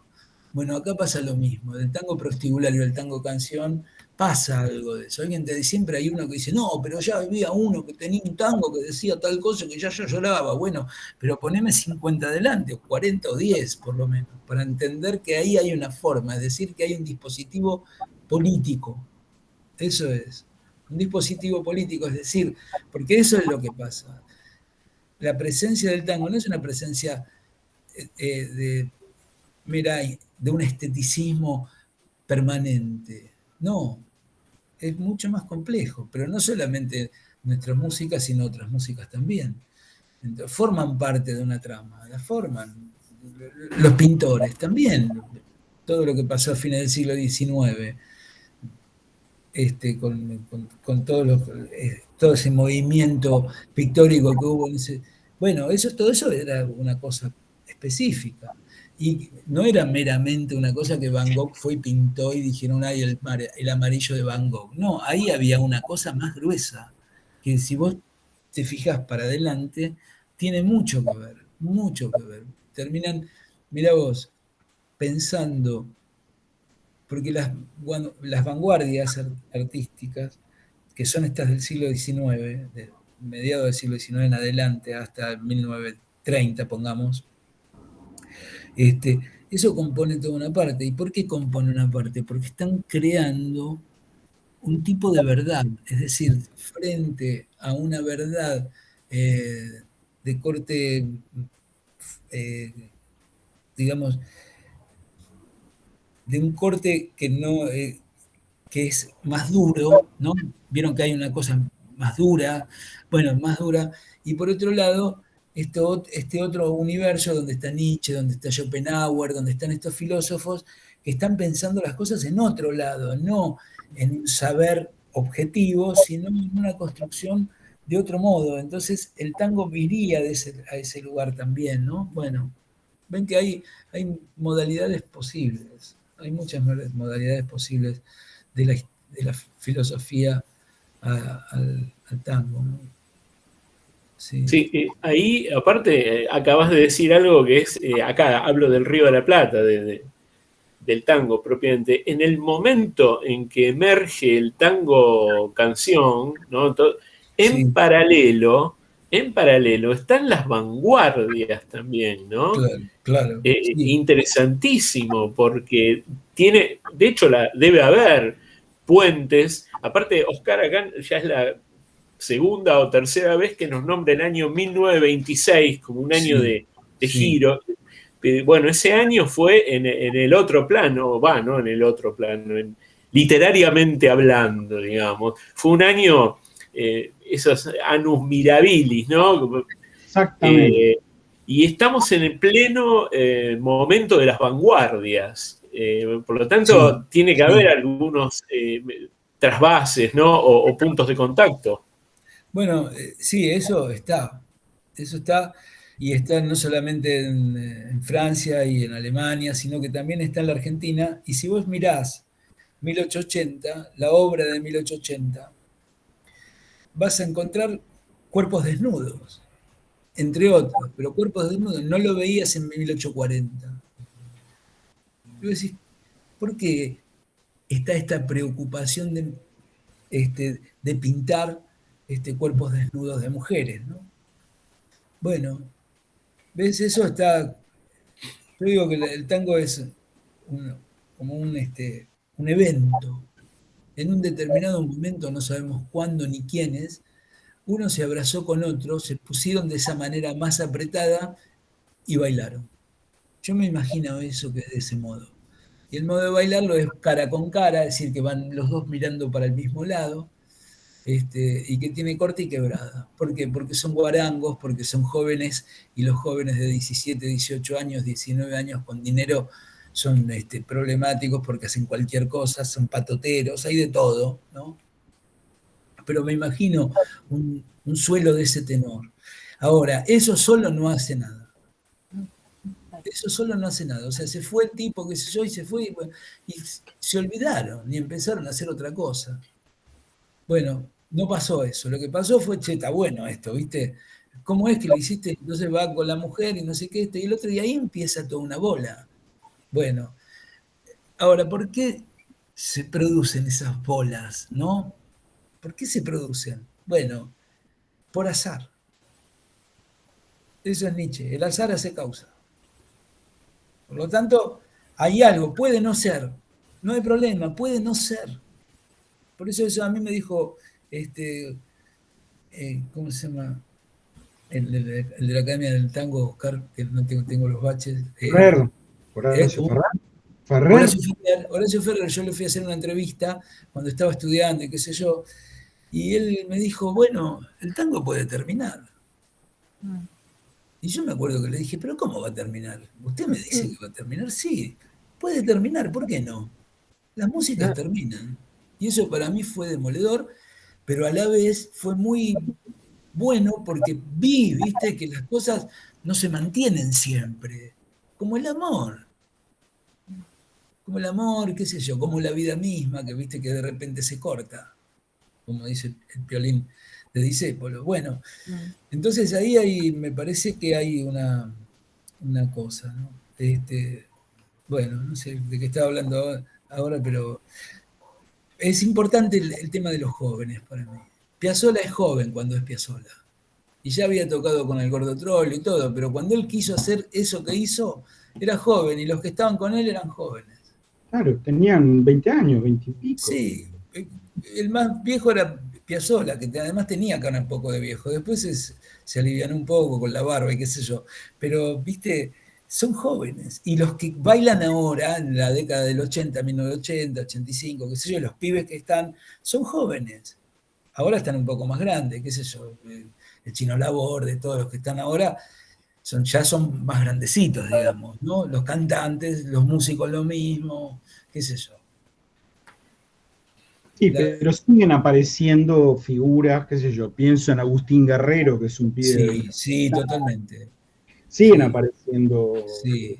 Músicos y artistas de tango jóvenes, ¿no? Sí. Poniendo, por supuesto, teniendo en cuenta que este tango de hoy no es el tango que nosotros estamos estudiando en este seminario, por ejemplo, ¿no? Quiero decir, no porque sea menos importante o estéticamente peor o nada de eso, sino que hoy el tango no es más que discursivamente, en todo caso, no es un producto del pueblo para el pueblo o popular en el sentido en el que lo fue en las décadas del 30, del 40, del 50, ¿no? En ese sentido lo digo. Y efectivamente hay una discontinuidad, porque por supuesto uno podría decir que tiene que ver Discépolo con Alorza, y que tiene que ver Alorza con la Fernández Fierro. Bueno, claro, hay cambios, por supuesto. Hay bruscos cambios de vía, ¿viste? Como en el ferrocarril, que alguien baja una palanca y vos vas por una vía, pero de repente se te desvía el tren para otro lado.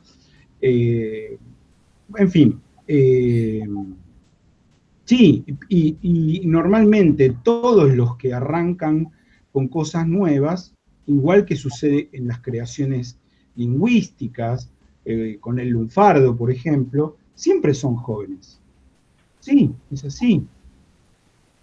Cuando dice ganaron sus memorias, en 1907 viajábamos por la provincia de Buenos Aires, por los pueblos, para actuar en los prostíbulos. Claro, en 1907 Canaro tenía 17 años. Claro, totalmente. Totalmente. Sí. Lo que pasa es, yo insisto, nosotros tenemos un espacio de detención que es el tango canción, ¿no? A nosotros eso creo que es lo que más nos gusta. Sí, claro. Por eso hay que desplazarse un poco en los casos de una filosofía del tango, que hay algunos, hay gente, por ejemplo, Blas Matamoro para mí es alguien, por ejemplo, que utilizó un tipo de estructura teórica que le permitió, que tenía que ver con el momento, porque esto creo que era el 67 o 69, no me acuerdo bien, pero está ahí digamos, de la mano del marxismo un poco y qué sé yo. Y después está Tulio Carella, que también me parece que es una persona que es muy amable verlo y con mucha fuerza además. Es un tipo que toda su obra es, inclusive cuando se va a Brasil y con todo el dolor que tiene, ¿no? Bueno, a mí se me mezcla con Carrillo, con el médico, que también estaba en Brasil. Ajá. Porque fue después del 55. Y el de Tulio Carella también, creo, fue por ahí. También, sí. 56 creo que era así. O sea, él escribe el libro Tango, Mito y Esencia en el 56, y creo que se va a Brasil en el 57, 58, y vuelve en el 66. Sí. vuelve en el 66. Sí, 66-67 se reedita otra vez Tango, Mito y Esencia, y después ahí, en esos años, escribe sobre la picardía criolla, Sí, y sí. otros libros que tienen que ver con el mundo de la cultura popular, rioplatense, ¿no? Sí, eso es una lectura interesante, esa, la de Varela. No hay muchas lecturas interesantes, hay algunas, pero es difícil encontrar algunas cosas que son más oscuras. Bueno, para que quería decir una cosita más, bueno, ahora se me fue, pero sí. Y vos qué dirías de la relación un poco problemática para mí entre tango y peronismo, Gustavo? Bueno, yo viste que te dije que estaba escribiendo ahí Sí, sí, sobre por el eso te tema. hablo. Me cuesta mucho, me cuesta mucho. Primero que el peronismo no le interesó al tango. Es decir, el peronismo le gustaba el rancho de la Cambicha y todo eso, porque además tanto Perón como Evita eran del interior. Claro, Entonces, los dos son del interior. Entonces, ahora tenía un lugar el tango con algunos eventos vinculados este, con algunos versos el lunfardo que estaban prohibidos y todo eso, ¿viste? Que después se resolvió todo como una cuestión menor. Eh, el mismo Mansi también era de otro lugar, ¿no? sí, de Santiago del Estero. Y de Santiago del Estero y amaba su lugar. Bueno, eso por un lado, ¿no? Que no dije nada, pero lo que me parece es que ahí hay como una nube para empezar a buscar. Y después, me parece que lo que a mí más me hizo pensar tenía que ver con las relaciones de los hombres y mujeres en los barrios más marginales, ¿no? Que no tan marginales, pero en los barrios en general. Y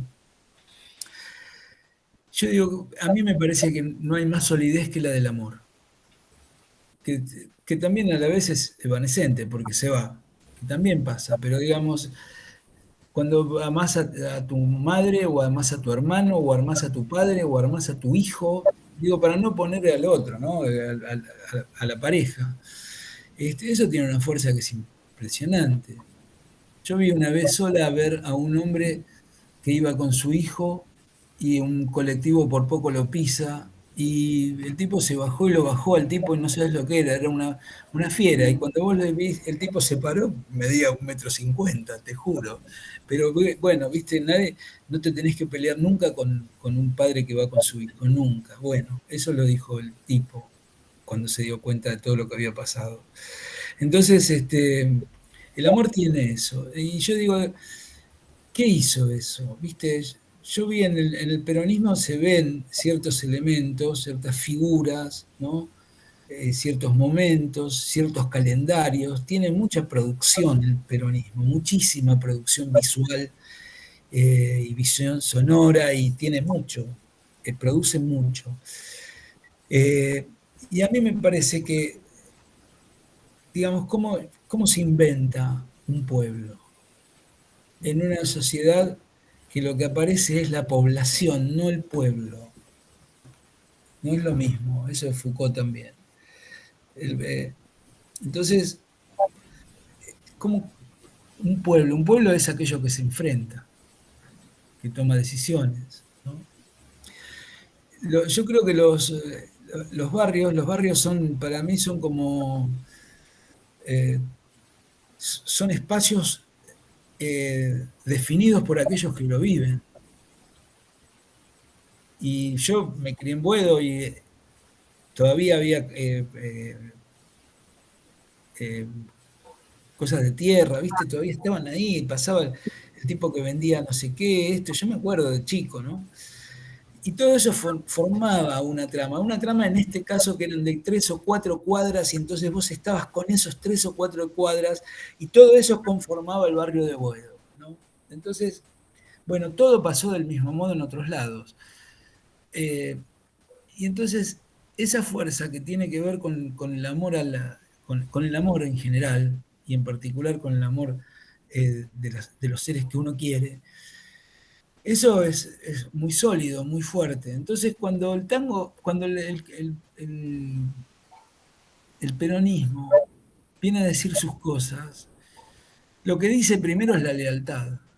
La lealtad es un valor del tango. Sí, claro. El tango viste, es la mujer, es esto, es el otro, es mi primo, es todo, la esquina, el bar, todo, el mozo del bar. Porque es el tipo que te cuida, que esté con vos y vos lo ayudás y no sé qué, y es un atorrante que te saca la plata, pero a la vez se ríe con vos. Bueno, eso es. Esa figura eso lo tiene Serrat, ¿no? Mis amigos son unos atorrantes. Sí, sí, ¿Viste? sí. Y tiene esa. Porque los de los barrios son esos tipos, ¿viste? Que si te podían sacar ventaja te la sacaban, pero a la vez te cuidaban, ¿viste? Y te llevaban y pasaba todo eso. Bueno, entonces a mí me parece que ahí hay algo que, que se, que se reunió. Y esa relación del tango con el peronismo, lo que ocurrió fue que fue tan potente ese proceso en el tango desde 1938, 1940, y el peronismo desde 1943 hasta el 55, bueno, todo eso, que es como la Grecia del siglo V, viste que están todos juntos. Sí. Están todos juntos, está Platón, está Aristóteles, está este, está el otro, los que hicieron bueno, todo eso forma una trama que cuando se acaba el peronismo, y no por el peronismo, no por el peronismo, sino por un tipo de vida que el peronismo propone que tiene que ver con un modelo bastante diferente al de bueno, todo eso Libertador. se corta, eso se corta. Y aparece otro tipo de vida. Hay otro tipo de vida, donde hay otra gente, qué sé yo, está David Viñas, está Sábato, no es que todo estaba, viste, en manos de Rojas. Había otros tipos que estaban cansados del peronismo, pero con eso se fue mucho de aquello que el tango y el cine, fíjense cómo es el cine argentino en 1960. 1970, 1980. Y vos ves el cine nacional desde 1933 al 55 y es más o menos bastante parecido. Sí. Parecido todo con todo. Es decir, pero es como el amor cuando estás en la mesa. Eso es una mesa donde está la gente sentada, que todos se quieren, que todos están esperando que venga la Navidad, y están todos, bueno, es lo mismo que en el cine, es lo mismo. Hacen muchas cosas y ponen una mesa enorme que va del 33 al 55. Uh-huh. Y con todo lo que significa para los sectores pobres, porque vos ibas al cine, te daban 2 películas, era muy barato el cine, muy barato. ¿Y qué veías? Nosotros, clase media, veíamos lo que ya conocíamos, íbamos a buscar alguna otra cosa, pero los pobres iban a ver cómo comían los ricos. Entonces eso también es importante, porque eso genera, viste, una solidez con el tipo de al lado y con el otro, es decir, un colectivo, como se llama ahora, ¿no? Y no la vida de a uno, sino la vida de a muchos. Cuando vino Piazzolla, dijo acá de a uno, o sea, ni bailar ni cantar.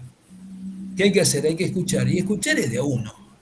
Claro. Yo me pongo a cantar y vos te molesta, ¿viste? Bueno, no cantás conmigo, ¿viste? El cantante canta de a uno. Y el que escucha de a uno. No querés que el de al lado te diga, che, qué interesante cómo canta. No digas nada. Claro, claro. Bueno, eso. Entonces ahí me parece que hay un ensamble entre el peronismo y el tango que van juntos, por más que a Perón no le guste el tango, qué sé yo, pero digamos el tipo de vida que se elabora en ese momento, que es un tipo de vida que viene del irigoyenismo y que a eso se le da a los sectores populares la posibilidad de componer otras cosas, entre otras cosas, toda la gente que viene del interior y que vienen con su música, y que, ¿viste? y no tenés el bandoneón, tenés el acordeón a piano, que tiene otro sonido, que genera otras relaciones, bueno, eso, y todo eso va todo junto, eso veo yo. Entonces, ¿el peronismo cuánto tuvo cuando en 1952? 60 y pico de devotos, 60 y pico bueno, sacaron 65%, eso es lo que quiero decir. Es decir, viste, los otros sacaron el 35%. Al 65 es un montón, los 62 es un montón era. Por eso la fuerza que tuvo que hacer la Revolución Libertadora y todo lo que siguió, la fuerza que tuvieron que hacer para sacarlo del peronismo. Y tardaron 18 años y el peronismo volvió.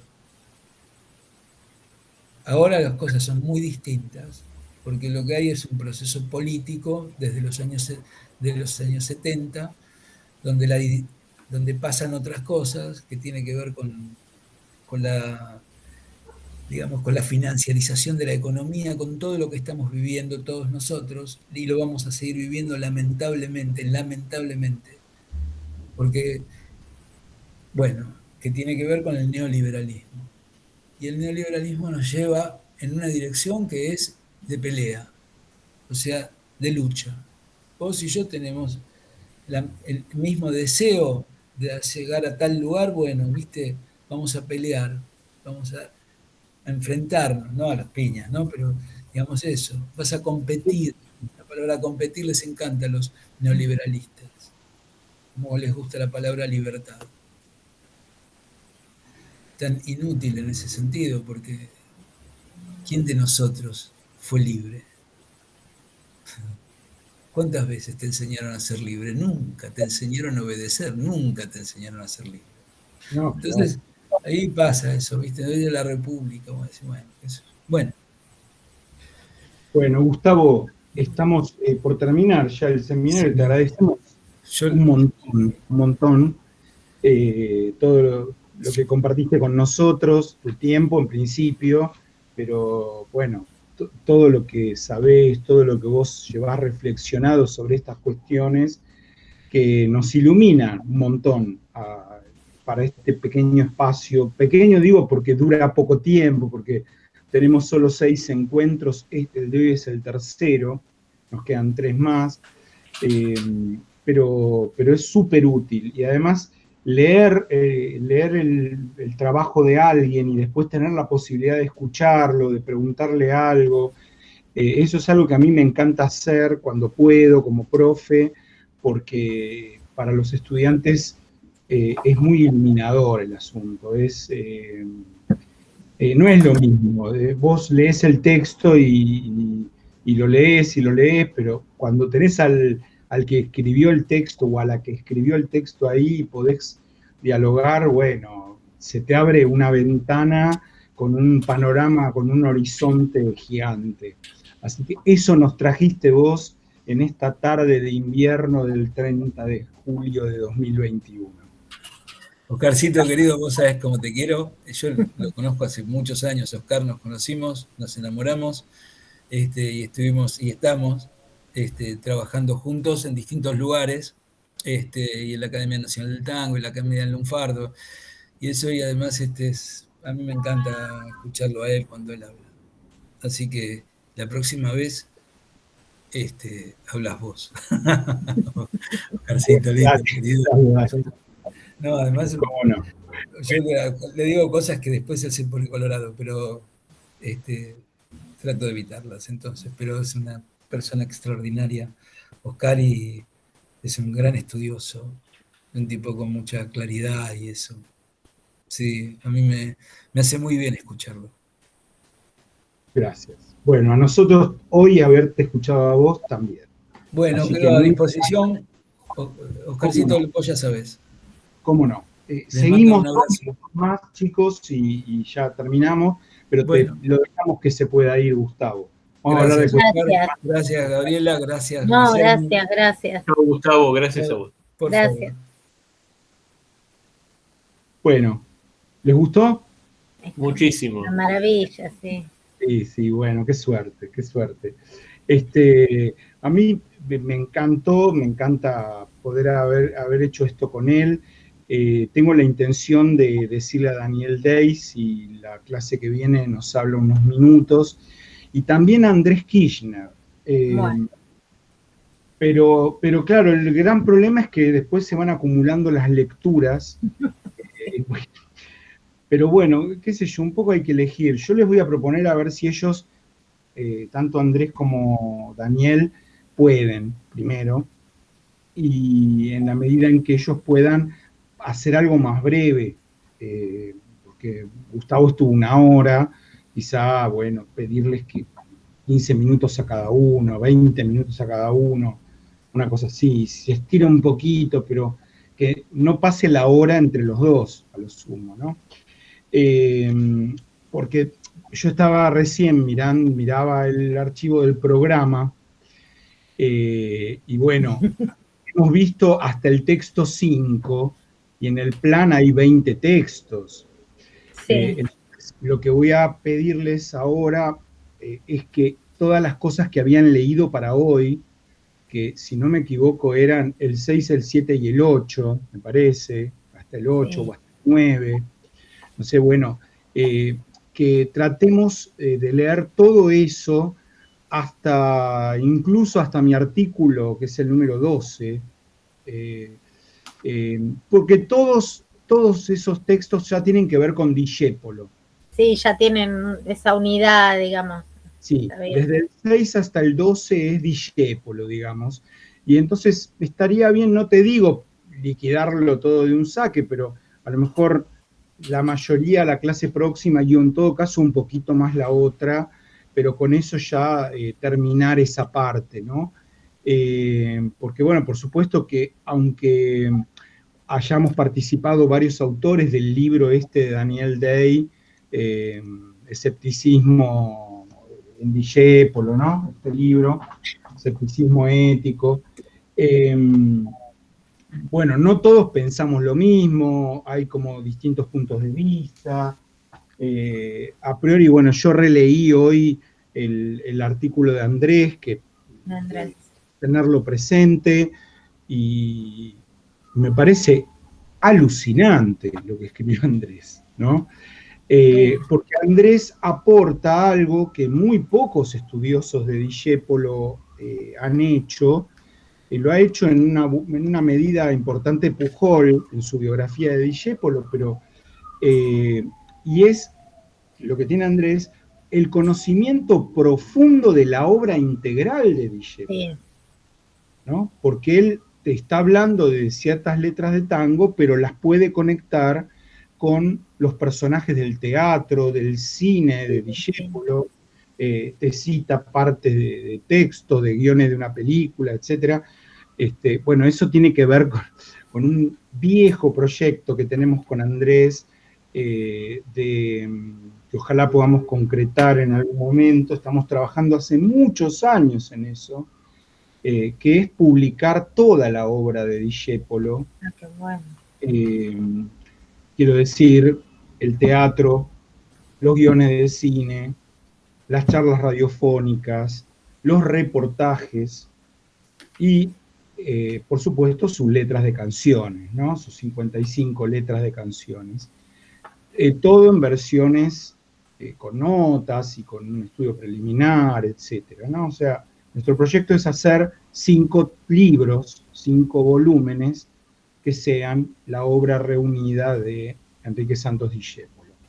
Tenemos el volumen 1 terminado, el volumen 2 en un 60%, 70%, pero bueno, lleva mucho laburo, lleva mucho esfuerzo, mucho tiempo, que por supuesto no tenemos, porque somos docentes los dos, pero bueno, me hermanan muchas cosas a mí con Andrés, y a mí me da una gran satisfacción leer un texto como el de él y ver cómo empieza a iluminar caminos que uno nunca había apuntado la linterna para ahí, digamos, ¿no? Para ese lado.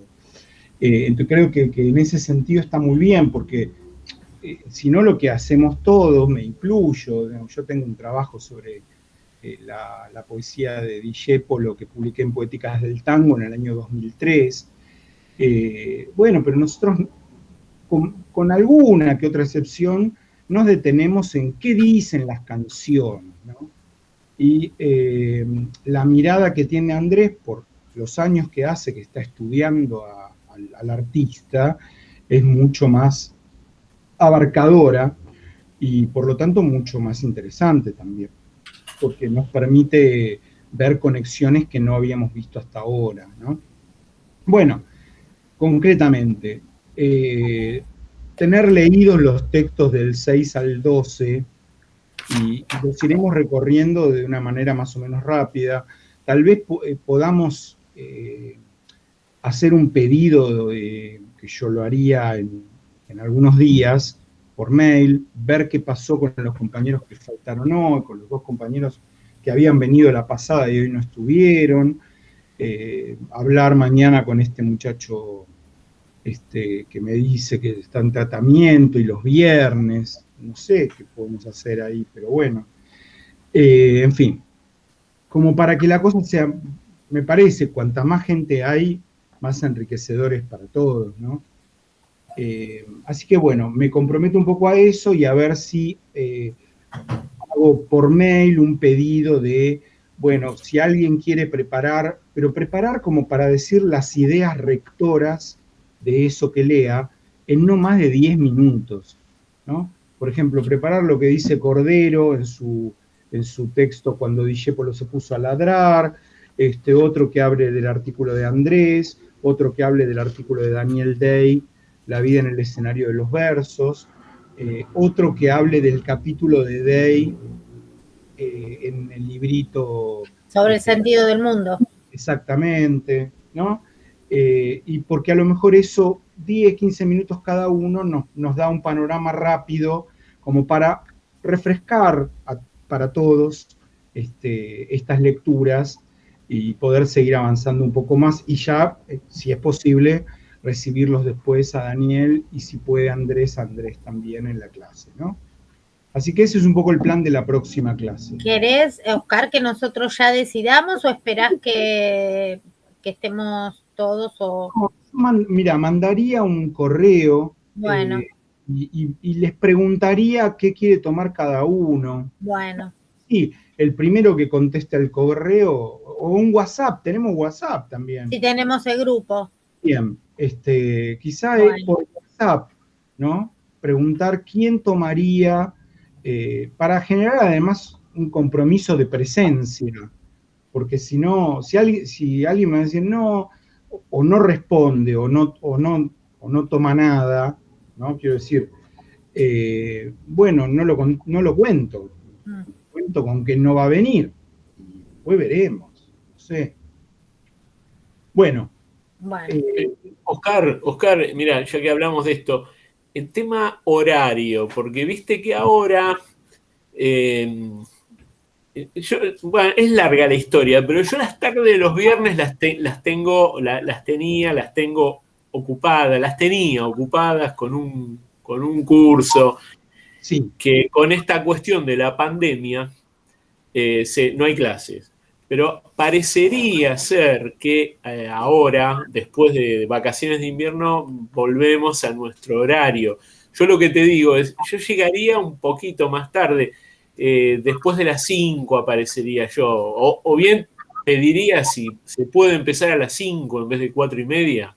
Mirá, yo no tengo problema con eso. Acá lo que pasa es que yo propuse lo de 4:30 porque yo mismo termino ahora, son 6:30, y ya me dispongo a descansar un poco, digamos, o bueno, en este caso voy a ver unas tareas que hizo mi hija, voy a ver cómo las hizo, la voy a ayudar un poco, pero si no, es un poco por ese motivo. Cabe la posibilidad de que también en la Universidad de Lanús nos digan que volvemos a la presencialidad en algún momento, ¿no? Porque hoy escuché al jefe no al jefe de gobierno, sino a su ministro, el que le maneja todo, de la Ciudad de Buenos Aires, diciendo que los terciarios de Capital en agosto vuelven a la presencialidad, por ejemplo. Y si esto es así, es posible que algunas universidades nacionales digan volvemos a la presencialidad. No lo sé. Si así fuera, tendríamos que tener la clase en la Universidad de Lanús de 18 a 22, porque ese es el horario que corresponde, ¿no? Pero yo no tengo problema en ponerlo a las 5. Yo cuando dije a las 4:30, lo dije primero tímidamente, pero luego esta chica, María Rosa, dijo que a ella le venía muy bien porque ella después tenía otro un taller hacía. Claro, y entonces, bueno, tranquilo lo puse. La semana pasada me encuentro con que me ponen la mesa de examen. Bueno, no pude cumplir, hoy lo cumplí. Y resulta que esta María Rosa me dice que no viene y la pasada tampoco vino. Entonces, me siento un poco con derecho de decir, lo ponemos a las 5. No tengo problema. Yo igual llegaría, no, a las 5 tampoco llegaría, por ahí llegaría a 5:20, una cosa así, pero bueno, no es lo mismo.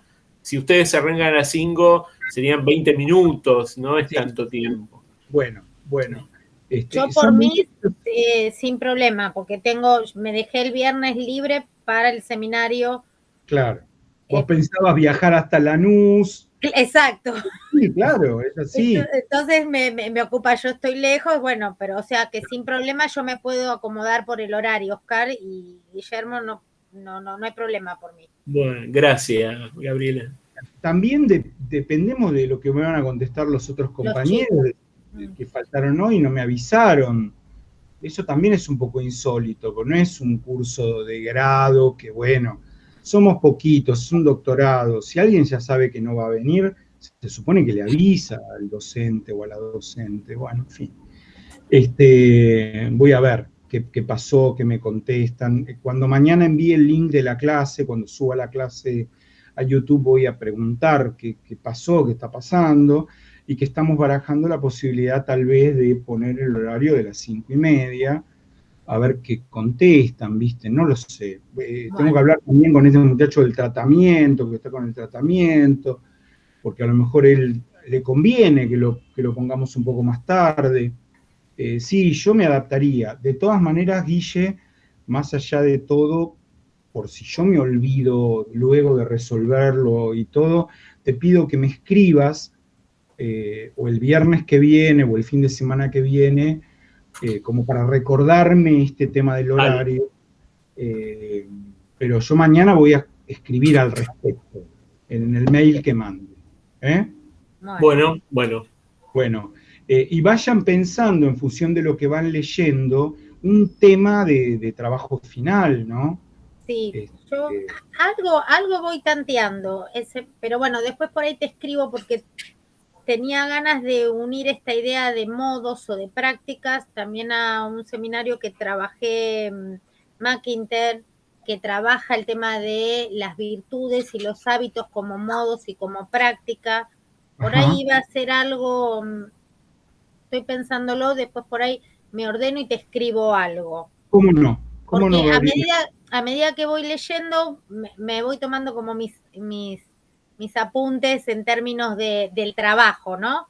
O sea, esas ideas. Sí. Es más, había visto unas relaciones con un soneto de Shakespeare que no sé, no tengo el número, estuve rastreando, tengo la letra que él dice, cansado de todo esto, como que lo tengo la letra, o sea, que ve al deshonor, a la casta virtud brutalmente prostituida, a la recta perfección inicuamente afrentada. Bueno, dice, cansado de todo esto, me quisiera yo estar lejos, salvo que al morir dejo solo a mi amor.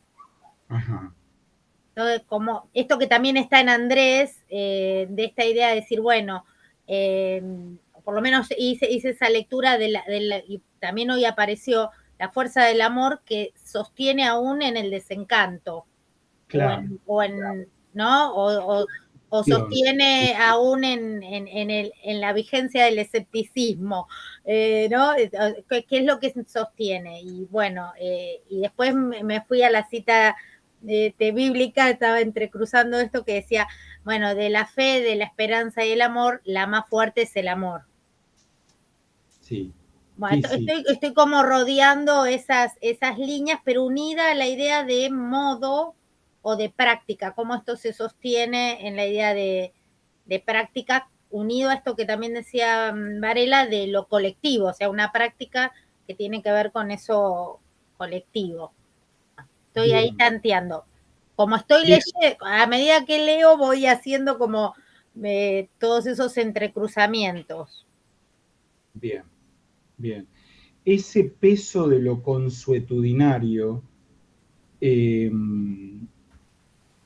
genera una visión del mundo. Claro.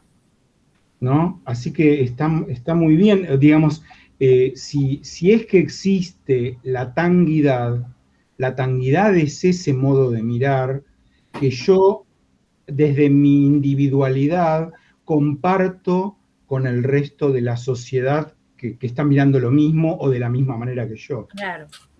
Sí, me parece muy bien. Y estoy medio por ahí. Bien. Buenísimo. Bueno. Buenísimo. Bueno, les mando un abrazo grande. Gracias, Oscar. Enormemente que hayan venido. También es medio garrón cuando uno invita a alguien a una clase, sea presencial o sea por Zoom, sí, y que te parte del curso no está en la clase, ¿viste?